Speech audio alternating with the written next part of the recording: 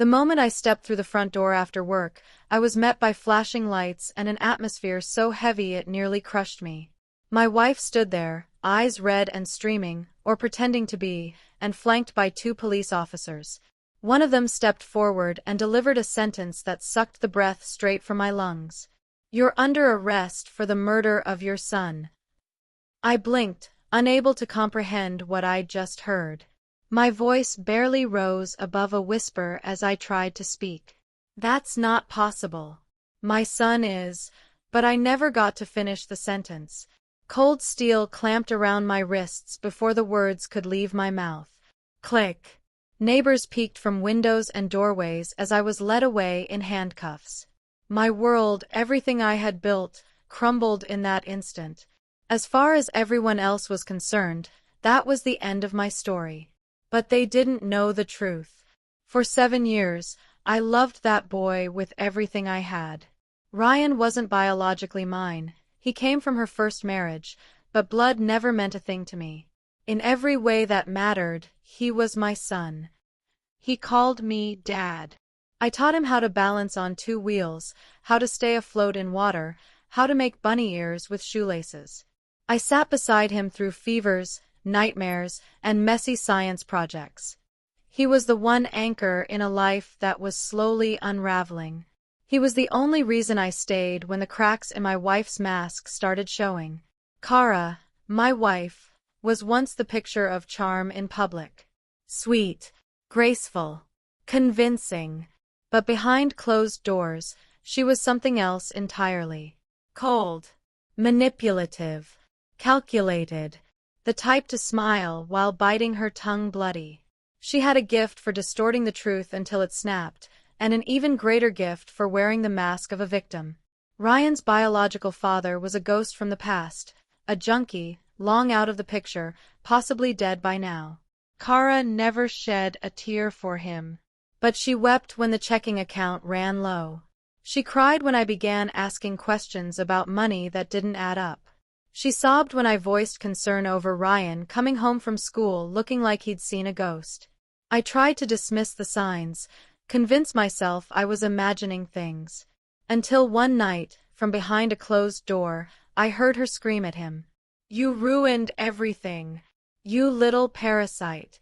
You're just like your father." Then came the unmistakable crack of a slap, followed by silence so heavy it made my stomach twist. I should have barged in, should have stopped it. But I didn't. Not going to waste time on regrets now. That's not what this story is about. Ryan vanished 2 days later. A missing child report was filed. Search parties combed through forests and lakes. Flyers with his face covered light poles and bulletin boards. Kara sobbed in front of news cameras, clutching his photo like it was all she had left. Reporters lined up for her story. Donations came pouring in. People called her a brave mother. And me. I became the forgotten man in the background, the silent, devastated stepdad. The one no one asked about. She made sure of that. But something never sat right with me. She wasn't mourning.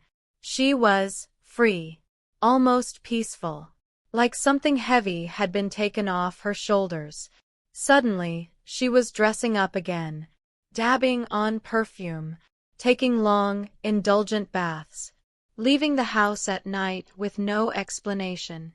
That's when I started watching her. Quietly, carefully.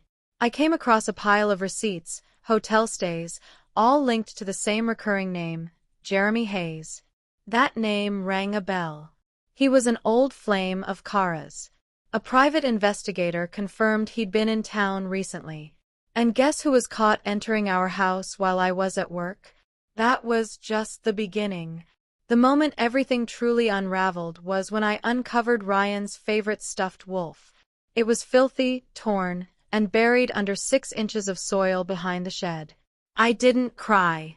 I didn't shout. I just stood still, hollow inside. That was the precise moment love died, and something colder and sharper settled into its place. I spent the following year building my case, quietly, methodically. Every move I made was deliberate, like laying down bricks for a trap only I knew existed. Step 1.